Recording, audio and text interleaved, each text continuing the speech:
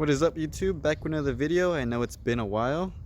I apologize, but I'm back with some more content. Today I thought I'd make a video on showcasing my system, my audio system that I've installed here, and how I did it to help some others out that have been asking me some questions about the system. So let me go ahead and show you what I have. I have nothing crazy. I have one 12 W3V3 from JL Audio. By the way, I only run JL Audio. I really like their products. They're high quality, very good sounding amplifiers and subwoofers. If you know JL, you know what I'm talking about.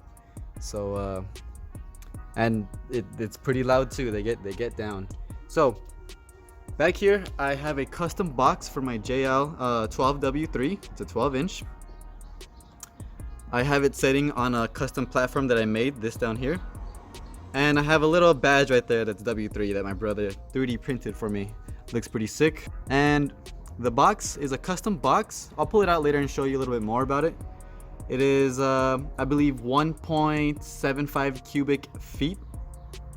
So it's a pretty big box, and it's to JL spec with JL spec port right there. If you know anything about audio, you know you got to build your box to a certain spec, to a certain frequency, and tune it. And that's what we have here. I think this is tuned to about 33 or 34 hertz, so it gets down and it sounds awesome too. So that's what I have as for my subwoofer. Now for my door speakers, I do have some aftermarket door speakers. I went ahead and opened up all this, took it all apart, and installed some door speakers. I have JL Audio C1s, 6.5 component, no not component, coaxial speakers in there. They're the C1s, so it's the entry-level JL products, but they sound pretty good. I'm not gonna lie. I really like how they sound. They're punchy. They have quite a bit of bass too, but obviously I tune my system to where my subwoofer takes most of the bass. So yeah. So C1s in the doors. In the tweeters, I have nothing. They're the stock tweeters that come in with the car. They sound pretty good, but eventually I'm gonna change them out because I do notice some crackling and distortion whenever I turn it up in certain frequencies of certain songs. So for my amplifiers, you guessed it, JL Audio 2, and these are classics right here. I have two JL Audio / amplifiers. These are old school amps. If you know what these are, comment down below. These are also pretty rare too. They're a bit dusty right now. I'm sorry about that. I haven't really cleaned them. But I have JL. Somebody's bumping. I have JL Audio / amplifiers from the early 2000s. I believe these came out. These are as old as me, basically. So for my subwoofer, let me see if I turn this around. For my subwoofer, I have a /250 monoblock, and believe me, guys, if you have good products, good quality stuff, you do not need crazy power to get loud and to sound good. This is only 250 watts going to that sub back there, and let me tell you, it is loud. People always think I have 212s. For some reason, that's a standard that people think 212s is the loudest, but I don't know. But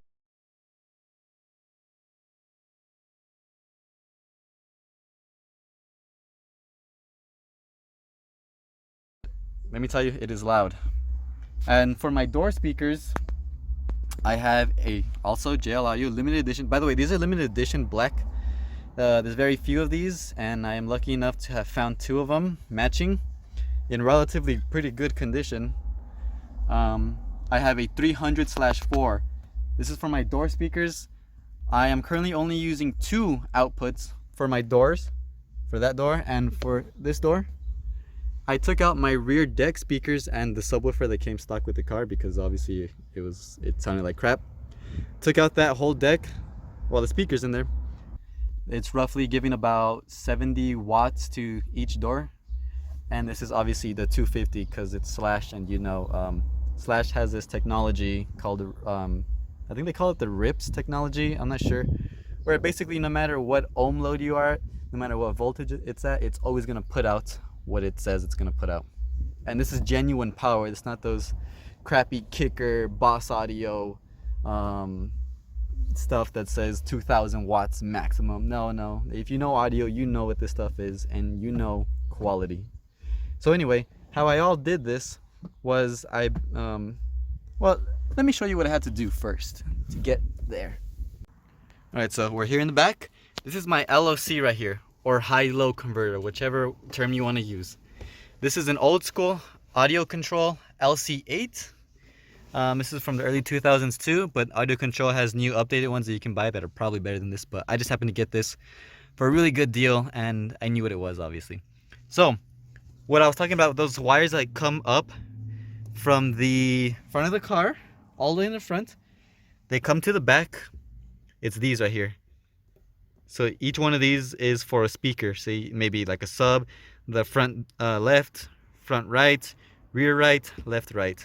So 5, right? Because there's 5 speakers in the car. So you're gonna have these coming out from the stock amplifier into the LOC. You can see I have them all labeled right there, sub, and then those obviously say front, rear, left, right. And they go into the inputs right here. You set your gains right here with these knobs right here, and then it converts it to RCAs. Now, with these RCAs, you're gonna run RCA wires, obviously. I have it tucked right here because I made this amplifier plate board.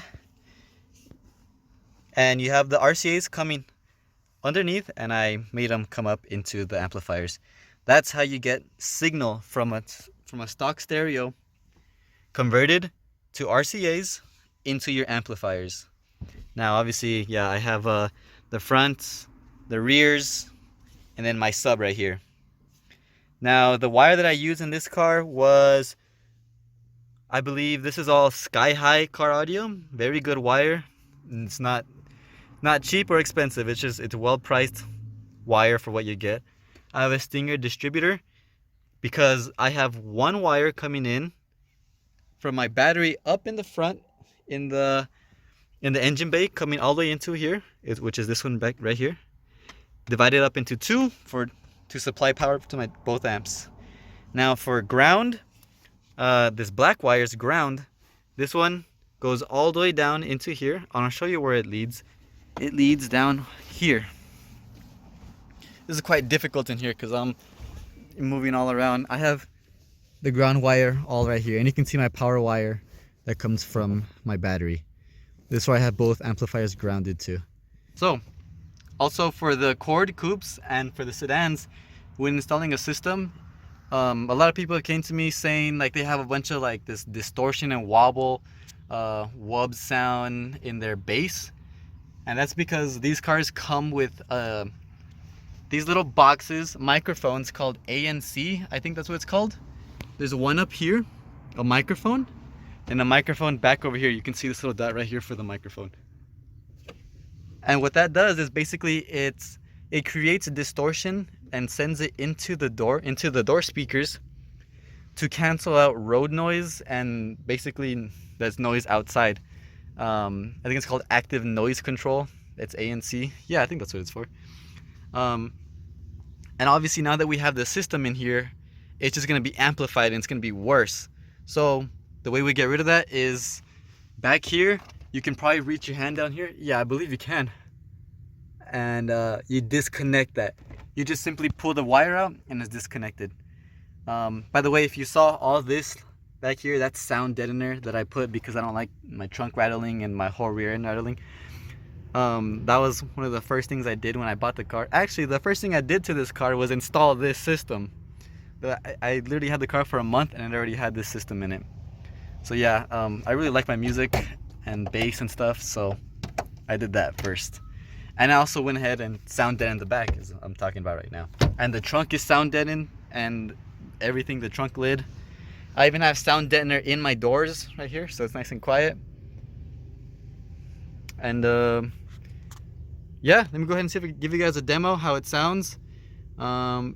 You might just you might just see the woofer moving or stuff. I'll see what I can do because you know how YouTube is, and copyright music and stuff. So let me go ahead and see what I could do. Quick shot of the rear again. This is the box. I have a nice angle in the back so it can sit flush against the, not against the amps, but pretty close. Obviously you don't want it touching the amps. Alright guys, so I went ahead and flipped the subwoofer around just so you can see it moving, so you can be looking at something at least. Because I might just cut out the audio, because I'm not sure, I'm still quite new to this YouTube, I'm not sure how to use music correctly without getting a copyright strike, and I do not want to start off getting those. So that's what you're going to be looking at.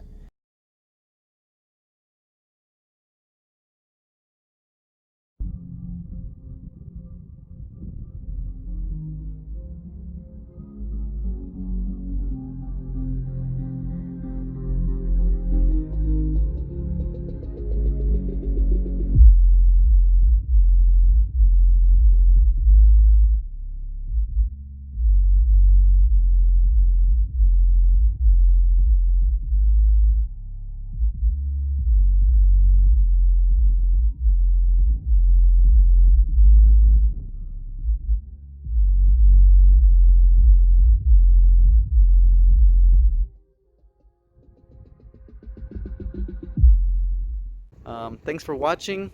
If you have any questions, comment them down below, and I always answer them. Yeah, so see you in the next one.